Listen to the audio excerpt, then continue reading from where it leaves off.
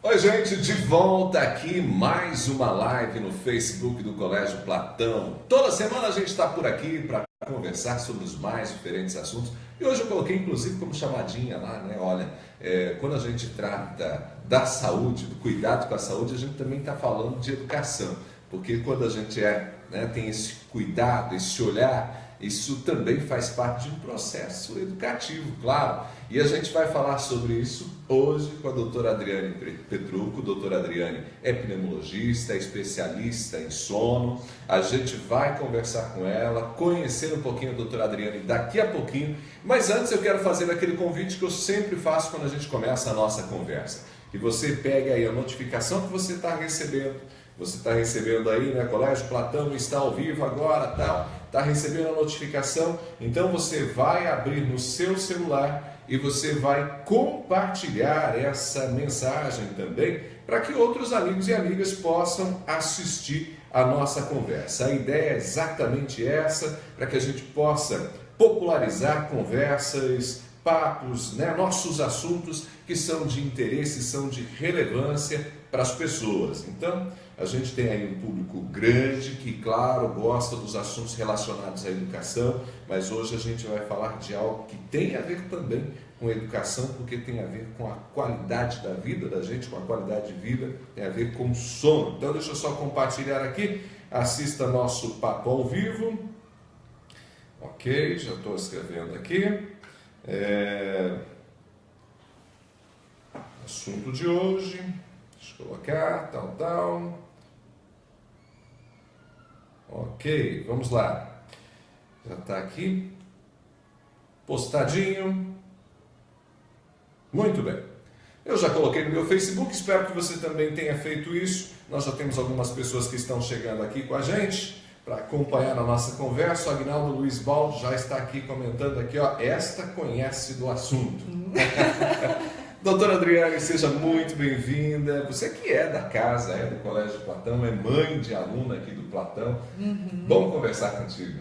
Obrigada pelo convite, estou muito honrada de estar participando aqui nesse espaço. E como você disse, eu sou mãe de aluno, né? Eu também sou mãe, eu também tenho algumas coisas a orientar com relação a essa fase da vida, porque eu tenho um pré e um adolescente em casa, né? A gente pode discutir algumas coisas aqui. E obrigado pela mesma oportunidade. Vamos ver se alguém tem algumas questões aí que talvez não sejam bem claras. Vamos tentar conversar. Olha, quando eu mandei no grupo dos colaboradores aqui do Platão, e aí eu coloquei que a gente vai falar sobre gente que ronca. Aí todo mundo, não, eu não ronco e não vale perguntar para minha esposa. Porque a esposa conta, hein? Atrapalha o sono delas. Isso. A gente vai falar um pouco sobre isso. Mas, doutora Adriane, antes da gente começar a conversa, você falava que é pneumologista e essa especialidade em sono é uma especialidade que não é para todos os médicos, é isso mesmo? Existe um pré-requisito que você tenha a formação em algumas das áreas que são pertinentes, né, à medicina do sono. Por exemplo, a pneumologia, porque nós trabalhamos bastante com os distúrbios respiratórios do sono, e aí vem a apneia do sono, vem o ronco e outras situações parecidas, mas outras especialidades como a neurologia, a psiquiatria, a pediatria, a otorrinolaringologia também são especialidades que podem trabalhar com a medicina do sono. Porém, é necessário que se faça, então, a formação médica, a residência nessa área e depois se faça uma especialização em medicina do sono. Então, é uma formação um pouco longa, mas bastante abrangente. Você atua há quanto tempo, doutora? Olha, eu trabalho com medicina do sono desde 2008, então no ano que vem faremos 10 anos de experiência, né? E quanto tempo de medicina, doutora? Poxa vida. Pode contar? Um pouquinho. Pode contar?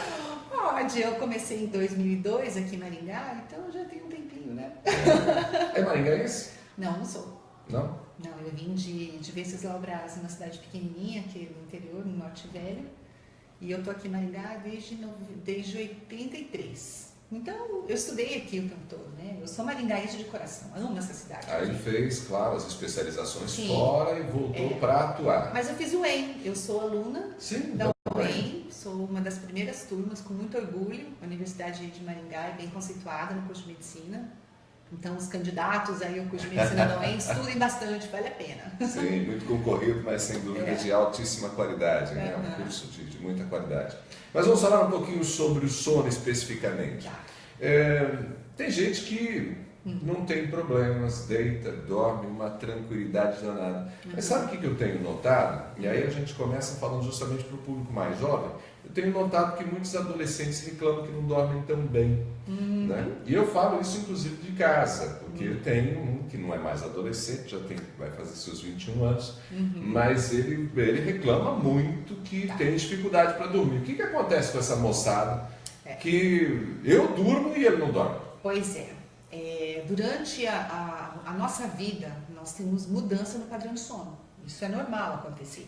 Então, uma criança que nasce, um bebezinho, ele tem um sono polifásico, então ele vai dormir, acordar, dormir, acordar.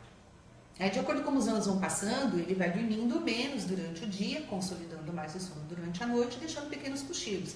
Até que chega na idade escolar, já não está mais dormindo durante o dia, né? Dorme só à noite. Mas quando chega a adolescência, essa necessidade de sono aumenta. Porém, o horário de iniciar o sono é que começa a ficar mais tarde. Então é normal que essa moçada queira dormir 2 horas da manhã? Porque...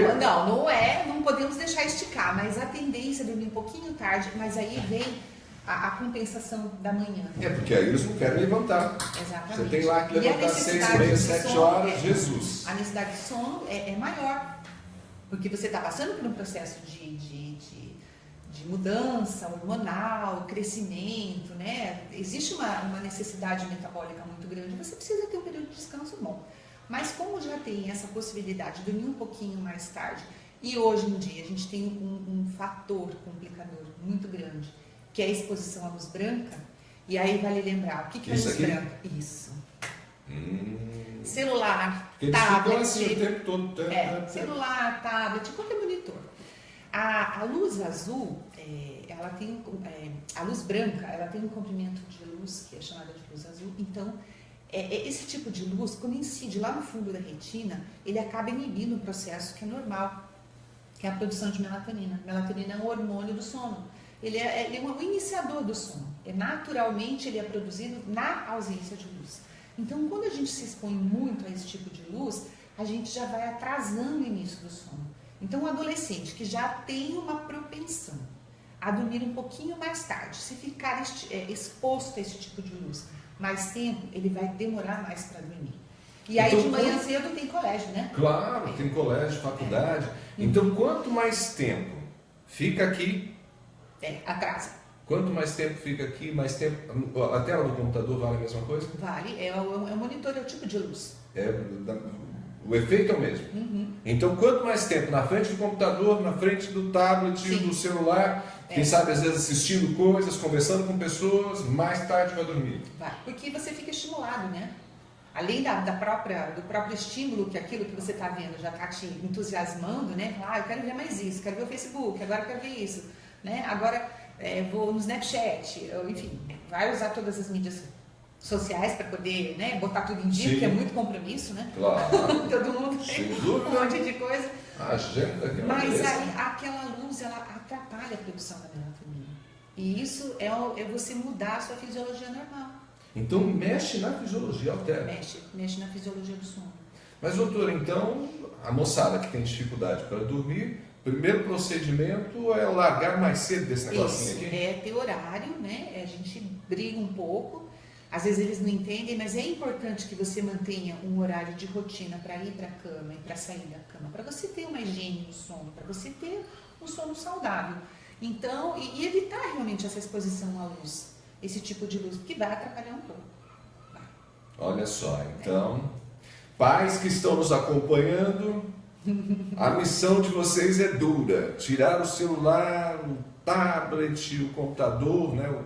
Das mãos da moçada um pouco antes de dormir. Tem que negociar, Tem que negociar. Tem que negociar um pouco, porque é muito fácil, é muito divertido, né? Tá toda hora sendo estimulado. Então tem que conversar um pouco, tentar explicar, porque uma hora ou outra sempre vai ficar. Infelizmente não tem como ser 100%. Mas é bom explicar, porque isso vai dar problema depois. E aí tem que acordar cedo para o colégio, e ainda bem que o Platão já tem toda essa preocupação, né? de começar um pouquinho mais tarde que outros colégios que começam bem mais cedo. Então a gente já tem uma certa vantagem aí. Porém, isso é um ensinamento para a vida, né? A gente precisa ter esse cuidado. Bom, deixa eu ver aqui porque nós temos comentários. O Tiago Valenciano está com a gente, está dizendo: ei, Ronaldo, eu durmo bem, mas durmo pouco. Aí está meu erro, não é? Dormir pouco também não é bom, né? Olha, a gente tem alguns extremos de perfil, certo? A maioria das pessoas dorme cerca de 8 horas. Essa é a média. Essa é a média. Embora os estudos tenham mostrado que a gente tem dormido bem menos. Então, a população mundial tem começado a restringir mais as suas horas de sono. Então, em média, agora a gente está dormindo em torno de 7 horas. Justamente por causa dessa superestimulação. É academia 24 horas, é supermercado 24 horas, é posto de gasolina 24 horas, é farmácia 24 horas, é tudo 24 horas, todo mundo ligado, não para. E a gente vai para casa e continua trabalhando. E continua fazendo uma coisa ou outra. Então, assim, a gente está muito estimulado. Então, nós perdemos um pouco daquele entardecer, já iniciar a sonolência, amanhecer, despertar. Então, essa correlação está ficando um pouquinho mais difícil porque a gente está muito estimulado. Então, mas isso é normal. Porém, nós temos extremos, que são extremos mesmo, que são normais. Aqueles indivíduos que dormem pouco e aqueles que dormem bastante. Aquela quantidade de sono de 5 horas para um determinado indivíduo é suficiente. E 10, 12 horas para outro indivíduo é suficiente para ele. Se for mais ou menos, esses dois grupos não vão se adequar. Mas são extremos, não é uma grande parte da população. São uma parcela pequena. Porém, a gente tem que ver se essa pessoa, se o Tiago ele está dormindo pouco, ele se satisfaz, isso daí é porque ele tem sono naquele momento e acorda espontaneamente naquele momento, então essas 5 horas para ele é suficiente, ou se ele é um indivíduo jovem que ainda tem o que gastar, né? E aí está trabalhando, fazendo estágio, estudando, tem uma vida extremamente ativa e ele ainda tem fôlego para fazer isso. Porém, a vida muda. E vai diminuindo o fôlego. E esse sono que a gente perde durante a semana, esse déficit de sono, muitas vezes a gente quer compensar no fim de semana, mas não consegue. Não tem essa coisa de compensar sono, né? Um pouco, né? Você tenta descansar, mas tudo aquilo que você perdeu, imagina se você tem o hábito de dormir 8 horas por noite. E aí eu sinto a necessidade de dormir. Por excesso de trabalho, você começa a dormir só 6 horas. São 2 horas por dia. Sim. Então, vamos supor que em 6 dias, são 12 horas. Então, você vai dormir 12 horas no domingo e mais 12 para repor? Não tem jeito. Não tem como. E isso é cumulativo, né? Você vai levando a vida assim. Então, começa a surgir alguns sintomas assim, de cansaço, perda de produtividade, de concentração, né? Aí você vai entrando num ritmo, mas e tem muita coisa para fazer. Só que a gente tem uma reserva que ao longo do tempo vai se gastar. Então a pessoa vai para um processo aí de desgaste mesmo, de cansaço crônico, fadiga crônica. A gente fala sobre isso daqui a pouquinho, porque eu tenho mais gente aqui. O Paulo Giovanni está mandando aqui um abraço para a gente.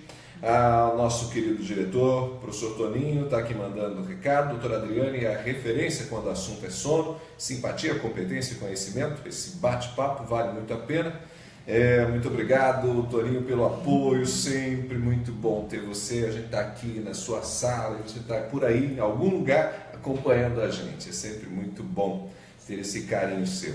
A Marli Jimenez aqui está marcando alguém para acompanhar a nossa conversa. Obrigado. Pessoal interessado, né, no tema. Eu quero voltar à questão do cansaço, mas deixa eu pontuar uma outra questão que é importante. Tem gente que fica 9, 10 horas na cama e às vezes durante a vida inteira sempre foi satisfatório esse período. Sim. Mas aí começa a sempre levantar cansado e tal. É verdade que às vezes acontecem coisas durante o período que a pessoa está dormindo e ela não percebe, que está fazendo com que ela não tenha um sono de qualidade, ou seja, existe essa coisa do sono, mesmo sem a pessoa perceber, não ser tão bom? É o sono não reparador, né? Quando você fala que você tem um bom sono, é porque você deitou na cama, dormiu e acordou descansado. Então isso é um sono normal. E o que é um sono? Tem que acordar descansado. Tem que acordar descansado. E uma coisa muito importante, não pode ter ruído, não pode ter ronco. Roncar não é normal. Roncar não é normal? Não é. Roncar, o ronco é o resultado de uma vibração, da vibração dessa região da garganta, da faringe. Então, do céu da boca, da parte molinha do céu da boca, a gente chama de palato mole, né? Então, onde tem a campainha, né? Ali na garganta. Então, essa região, se ela tiver algum grau de estreitamento, enquanto você inspira o ar, ele pode vibrar. Então isso causa o ronco, né? Pode ser por uma obstrução nasal. Às vezes uma criança pequenininha está com o narizinho trancado, a mãe percebe que a respiração fica ruidosa. Por quê? Porque trancou o nariz, né? Agora, mas isso passa, né? Faz um medicamento, lava o narizinho com soro, tal, e aí limpa o nariz, respira normal, é quietinho. O sono tem que ser silencioso, tem que ser calmo, tem que ser tranquilo, tem que ser espontâneo, e tem que ser um processo. Você não simplesmente deita e dorme. Dormir é um processo que você vai descansando, vai fazendo atividades mais lentas, vai identificando o seu momento de ir para a cama, e até que você vai para a cama, deita e adormece. Então há um processo até de... É como se você estivesse diminuindo o seu ritmo, desacelerando. E muitas vezes, só para retomar o que a gente está falando sobre ronco, né? Muitas vezes as pessoas roncam e não sabem, porque uns dormem sozinhos, ou porque o acompanhante não quer constranger o parceiro. Tem muito disso. Você recebe gente no consultório que às vezes está roncando bastante tempo e parceiro ou a parceira não tinha contado? Tem. Olha só. Ou então chega aquela pessoa dedo duro e fala assim, eu não aguento mais. Você dá um jeito. Às vezes é um filho, uma filha, fala, ó... Não dá essa noite não dormi porque você estava roncando, pai. Engraçado. Às vezes acontece algumas situações de pessoas assim, né, de terceira idade, né, que por acaso foram viajar de férias com a família ou com um amigo, aí teve que ficar no mesmo quarto. E essa pessoa não estava acostumada. E aí chega, né? Ai, bom dia, você dormiu bem? Mais ou menos, né? Mas por que você não dormiu bem? Eu dormi tão bem. Porque você roncou a noite inteira. E a pessoa nem sabia. Então o ronco é um sinal muito importante. É sinal de que a sua respiração não está normal. Alguma coisa está acontecendo aí. Então é alguma coisa que está acontecendo no processo da respiração. E uma das coisas muito comuns, né, talvez a mais comum, que está extremamente ligada ao processo do ronco, é quando você faz a apneia do sono. Não que todo mundo que ronca, né, nem todos que roncam, tem a apneia do sono, que é a parada respiratória, né, é o fechamento completo ou parcial da faringe. Nem todo mundo que ronca vai ter isso, mas todo mundo que tem a apneia do sono ronca. Então, se você ronca, você fala, opa, será que eu não paro de respirar? E às vezes as pessoas não identificam isso como uma parada respiratória. Eles identificam isso como um despertar brusco, um engasgo, uma tosse, uma falta de ar. Nossa, acordei sufocada, meu coração está disparado. Uma sensação de que até você levou um susto. Sim. Então, isso, muitas vezes, quem relata é o parceiro que percebeu o outro acordando assim, angustiado, engasgado. Às vezes até percebe essa interrupção de alguns segundos aí. Percebe, mas tá dormindo, né? Tá quietinho. Mas aí esse quietinho começa a durar mais do que 10, mais do que 20, mais do que 30, 40, 60 segundos de parada respiratória. Chega a esse ponto, doutora? Minuto de parada respiratória? Eu tenho, na apneia? Sim, a gente tem no laboratório do sono, né, que nós temos lá, eu sou responsável, a gente quando grava a polissonografia, que é o exame que estuda o sono, a gente às vezes fica assustado, porque o paciente para de respirar 50 segundos, 40 segundos, e com isso acontece uma coisa muito importante que tem repercussão a curto e a longo prazo, né? Principalmente sobre o sistema cardiovascular. Cai demais a oxigenação sanguínea. Então, essa queda da oxigenação faz você despertar, porque você está numa situação de perigo. Sim. Você parou de respirar. A oxigenação está caindo. E tudo depende de oxigênio no nosso corpo. Então, o cérebro entende essa situação de risco e faz um despertar brusco, precoce. Aí você acorda, às vezes, assustado. Assustado, exacerbado. E isso tem uma sobrecarga no coração. Faz aumentar a frequência cardíaca, aumenta a pressão arterial, faz picos de pressão arterial.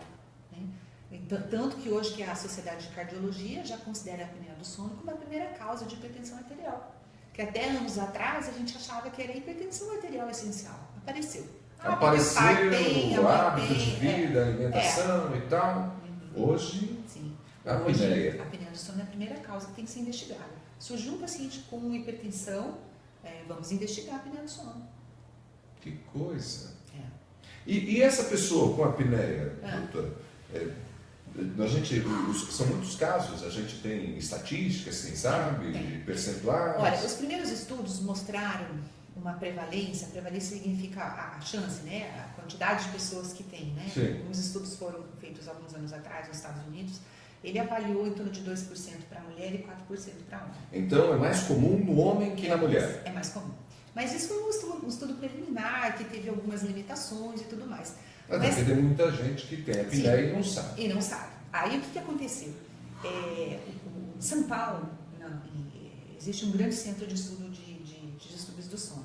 Então eles fizeram um levantamento, em 2008 mais ou menos, fizeram um estudo muito interessante, que hoje ele é referenciado assim, para vários estudos, né, internacionais, tem usado esse estudo de São Paulo, que se chama Ebisono. Então eles estudaram uma população de mais ou menos 1.000 pessoas em São Paulo e foram perguntando quem tem queixas de sono. Eles acharam uma média de 38% mais ou menos de pessoas com problemas respiratórios. No quadro de 1.000 pessoas, 38%, ou seja, cerca de 380 pessoas de 1.000, alguma queixa em relação ao sono. E a maioria eram homens em relação às mulheres. Assim, comprovando mais ou menos aqueles primeiros trabalhos. Mas existem vários trabalhos de estatística, de prevalência, de estimativa de quantos indivíduos tem, né? Mas realmente ele é muito mais prevalente, ou seja, ele é muito mais comum do que nós podemos imaginar. Eu digo para os meus pacientes assim, olha, fazer o tratamento de apneia do sono na terceira idade vai ser tão comum quanto a gente usar o óculos depois dos 40 anos por causa de vista fraca, né? Então é uma situação que é comum. É uma coisa muito comum. É uma coisa extremamente comum e que tem repercussão gravíssima sobre o coração, porque aumenta a chance, o risco de infarto, derrame, de arritmias cardíacas também. Quer dizer, não é só o fato da pessoa acordar cansada. Não. Tem uma série de outros problemas. Na verdade, o paciente começa a sentir, são sintomas assim tão inespecíficos, por isso que as pessoas acabam não levando muito a sério. Então vem aquele cansaço, aquela sonolência, é aquele senhor, aquela senhora que se aposentou há pouco tempo, que está cochilando em qualquer lugar, encostou no sofá para assistir o Jornal Nacional, dormiu, né, cochilou rapidamente, ou está num evento social ali na igreja assistindo, cochila, pega alguma coisa para ler, cochila, às vezes cochila até dirigindo, então aí vem o risco, né? Um outro estudo existe mostrando que os motoristas estão dormindo no volante, sim, causando muitos acidentes. Então, aí vem esses sintomas inespecíficos, né? De sonolência, às vezes de irritabilidade, a pessoa fica irritada, porque ela dormiu mal. Sim, isso a gente nota, né? Qualquer pessoa que dorme pouco durante alguns dias já sente. Não tem paciência, e às vezes de esquecimento. Onde que eu coloquei isso? Sabe? Aquela falta de concentração, não consegue desenvolver a tarefa que ela desenvolvia com tanta desenvoltura. Ela às vezes tem que pensar bem, puxa vida, não posso esquecer disso, mas esquece. E aí não consegue terminar uma tarefa que ela terminava rapidamente, principalmente tudo aquilo que exige concentração. Né? Então nós temos aí uma série de consequências em função da pessoa não estar dormindo bem. E aí no caso da apneia é um assunto extremamente sério. Você já apontou que os homens geralmente têm mais do que as mulheres e também que isso ocorre normalmente nesse processo até de envelhecimento. Mas existem outras características ou algumas outras coisas que podem motivar o surgimento da apneia, do ronco, inclusive numa fase mais jovem, porque a gente tem ouvido muitas reclamações, às vezes, de homens jovens, sim, 30 anos, 40 anos, e com esse tipo de problema. Olha, isso está aumentando muito. Por conta do quê? Da obesidade. Eu ia perguntar para ti se sobrepeso e obesidade tem a ver, porque parece que toda pessoa que tem um pouquinho mais de peso ronca. Aí, claro, eu estava partindo do senso comum, mas tem uma relação. O ganho de peso, ele é global. A gente acha que vai engordar só na barriguinha, né? Só no culote, as mulheres, tal, vai engordar. Não, a gente engorda aqui também.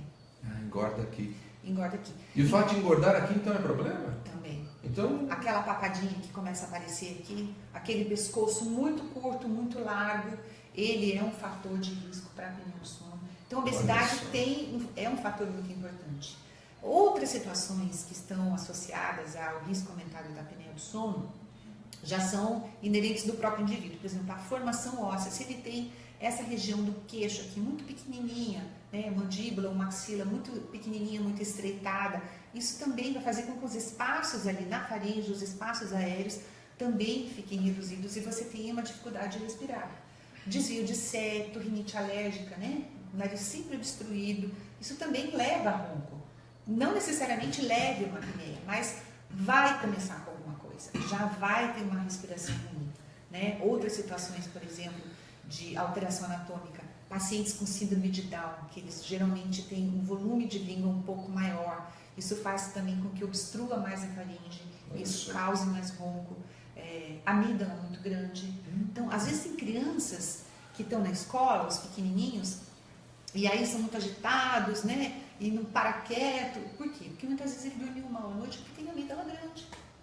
O fato da amígdala estar extremamente grande, obstruindo e ter dificuldade respiratória faz com que essa criança desperte várias vezes para retomar o ar. Então ele precisa acordar, né? Abrir, respirar, oxigenar e voltar a dormir. Então essa fragmentação contínua do sono faz com que a criança fique agitada.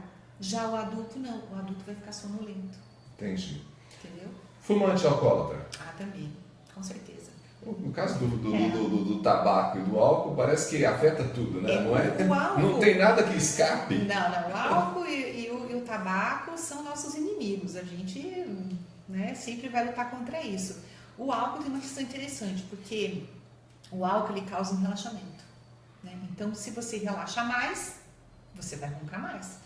Tanto que tem pacientes que falam assim, olha, eu ronco, mas quando eu bebo, a minha mulher reclama mais. Por quê? Porque o relaxamento dessa musculatura, ela fica maior. Então, ela vai ficar mais flácida e quando você inspirar, o ar vai passar por paredes flácidas e vai causar mais vibração. E se causa mais vibração, elas têm uma possibilidade maior de se encostar, de fazer um fechamento. E se ela se fecha, o ar não passa. Então, aí você tem uma parada respiratória. Muito bem. Olha só. A gente já está quase com 30 minutos de conversa. Passa rápido, hein? Passa. Muito ligeiro. Passa rápido. Quero agradecer a Priscila, está mandando também aqui um comentário. Nossa, muito interessante. Muito obrigado, Priscila, por estar acompanhando a gente, acompanhando o nosso papo, está mandando comentário, todo mundo que está aí.